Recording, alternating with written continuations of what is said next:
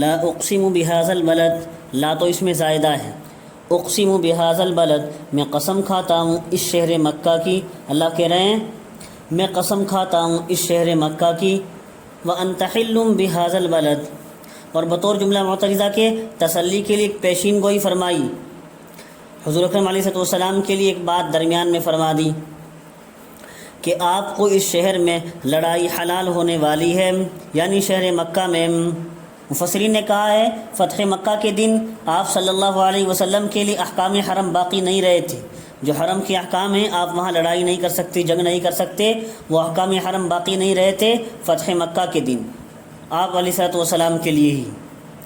ووالد وما ولد، اور قسم ہے والد کی اور اولاد کی، ساری اولاد کے باپ تو آدم علیہ السلام ہیں، پس آدم علیہ السلام اور بنی آدم سب کی قسم ہو گئی، آدم علیہ السلام جو سب کے باپ ہیں اور ان کی اولاد تمام انسان ہیں تو سب کی قسم ہو گئی اس دوسری آیت میں۔ لقد خلقنا الانسان فی کبد، ہم نے انسان کو بڑی مشقت میں پیدا کیا ہے۔ زندگی کے اندر کہیں مرض، کہیں رنج، کہیں فکر، انہی چیزوں میں اکثر اوقات انسان مبتلا رہتا ہے، تو اللہ کہنے کا منشا یہ ہے کہ اس بات کا تقاضا تو یہ تھا کہ انسان کے اندر عاجزی ہونی چاہیے تھی، اللہ کا مطیع و فرمانبردار ہونا چاہیے تھا، لیکن کافر انسان کی حالت یہ ہے بالکل ہی اللہ کی طرف سے بھول میں پڑا ہوا ہے۔ اَيَحْسَبُ أَن لَّن يَقْدِرَ عَلَيْهِ أَحَدٌ، کیا وہ یہ خیال کرتا ہے کہ اس پر کسی کا بس نہ چلے گا؟ یعنی کیا اللہ کی قدرت سے اپنے کو خارجی سمجھتا ہے جو اس قدر بھول میں پڑا ہوا ہے یہ کافر انسان، ناشکرہ انسان؟ یقول اہلکت مالا لبدا، اور کہتا ہے کہ میں نے اتنا وافر مال خرچ کر ڈالا ہے، میں نے اتنا زیادہ مال خرچ کر ڈالا ہے۔ یعنی یہ کافر ایک تو شیخی بگارتا ہے، پھر رسول کریم علیہ السلام کی دشمنی اور اسلام کی مخالفت اور گناہوں میں خرچ کرنے کو ایک ہنر بھی سمجھ رہا ہے۔ اَيَحْسَبُ أَن لَّمْ يَرَهُ أَحَدٌ، کیا وہ یہ خیال کرتا ہے کہ اس کو کسی نے دیکھا نہیں ہے، حالانکہ اللہ تعالیٰ تو ہر وقت دیکھ رہے ہیں۔ أَلَمْ نَجْعَل لَّهُ عَيْنَيْنِ، کیا ہم نے اس کو دو آنکھیں نہیں دی ہیں، وَلِسَانًا وَشَفَتَيْنِ، اور زبان اور دو ہونٹ نہیں دیے ہیں، وَهَدَيْنَاهُ النَّجْدَيْنِ، اور پھر ہم نے اس کو دونوں راستے خیر و شر کے بتلا دیے۔ فَلَاقْتَحَمَ الْعَقَبَةَ، سو وہ شخص دین کی گھاٹی میں سے ہو کر نہ نکلا۔ دین کے کاموں کو اس لیے گھاٹی کہا کہ وہ نفس پر ان کا کرنا دشوار گزرتا ہے۔ وَمَا أَدْرَاكَ مَا الْعَقَبَةُ، اور آپ کو معلوم بھی ہے کہ گھاٹی سے کیا مراد ہے۔ فَكُّ رَقَبَةٍ، وہ تو کسی کی گردن کا غلامی سے چھڑا دینا ہے۔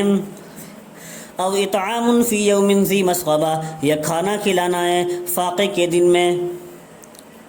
یتیما ذا مقربہ، کسی رشتہ دار کو، یتیم کو۔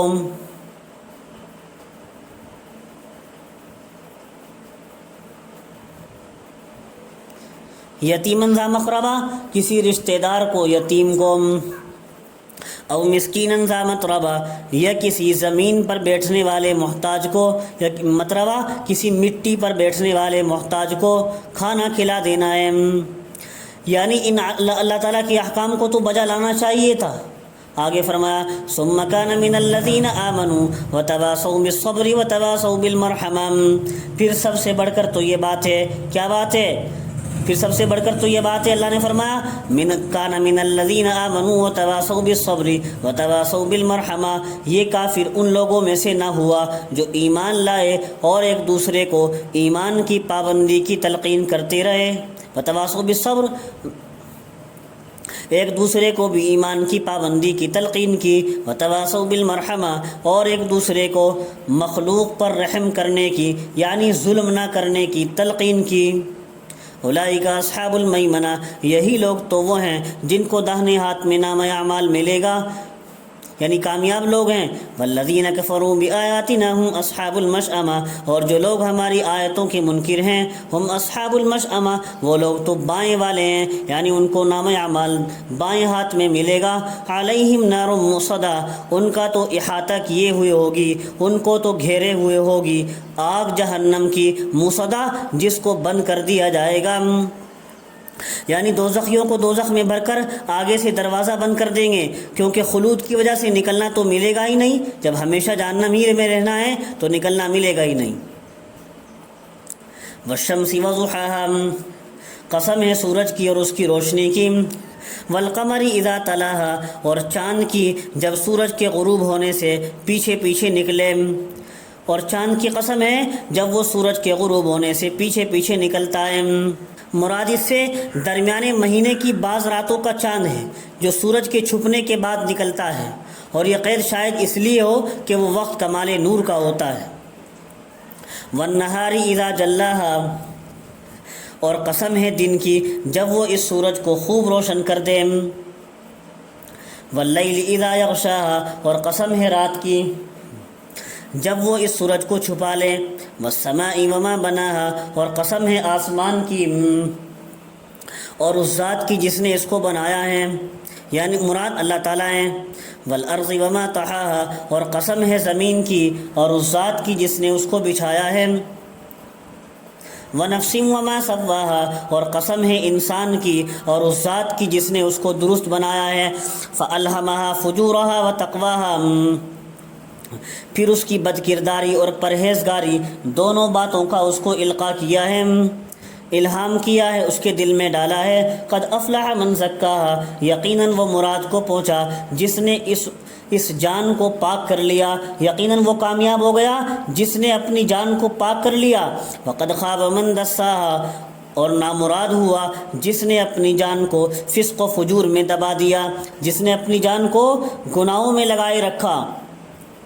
کذبت ثمود بطغواہا، قوم سمود نے اپنی شرارت کی وجہ سے صالح علیہ السلام کی تکذیب کی تھی، ان کو جھٹلایا تھا۔ اور یہ اس زمانے کا قصہ ہے، آگے اللہ فرما رہے ہیں اذ انبعث اشقاہا، جب کہ ان کی قوم میں سب سے زیادہ بدبخت آدمی اٹھ کھڑا ہوا تھا اونٹنی کے قتل کرنے کے لیے۔ فقال لهم رسول اللہ ناقۃ اللہ وسقیاہا، تو ان کو اللہ کے رسول صالح علیہ السلام نے کہا تھا ناقۃ اللہ وسقیاہا، کہ اللہ کی اس اونٹنی سے اور اس کے پانی پینے سے خبردار رہنا، یعنی اس کو قتل مت کرنا اور نہ اس کا پانی بند کرنا، چونکہ ارادہ قتل کا اصل سبب بھی یہی پانی کی باری تھی، پانی کی اس لیے صراحت فرما دی، اور اللہ کی اونٹنی اس لیے کہا کہ خدا تعالیٰ نے اس کو دلیل نبوت بنا دیا تھا اور اس کے احترام کو واجب فرمایا تھا۔ فَكَذَّبُوهُ فَعَقَرُوهَا، سو انہوں نے تو پیغمبر کو جھٹلایا، فَعَقَرُوهَا، پھر اس اونٹنی کو مار ڈالا۔ فَدَمْدَمَ عَلَيْهِمْ رَبُّهُمْ بِذَنبِهِمْ فَسَوَّاهَا، تو ان کے پروردگار نے ان کے گناہوں کی وجہ سے ان پر ہلاکت نازل فرمائی۔ فسواہا، پھر اس ہلاکت کو تمام قوم کے لیے عام فرما دیا، برابر کر دیا۔ ولا یخاف عقباہا، اور اللہ تعالیٰ کو اس ہلاکت کے اخیر میں کسی خرابی کے نکلنے کا کسی سے اندیشہ نہیں ہوا۔ ولا یخاف عقباہا، اور اللہ تعالیٰ کو اس ہلاکت کے اخیر میں کسی خرابی کے نکلنے کا کسی سے اندیشہ نہیں ہوا۔ جیسا کہ دنیا کے بادشاہوں کو بعض اوقات کسی قوم کو سزا دینے کے بعد احتمال ہوتا ہے کہ ان پر کوئی شور و غل ہوگا، کوئی ملکی خلل مرتب نہ ہو جائے، تو اللہ تو ان چیزوں سے بے پرواہ ہے۔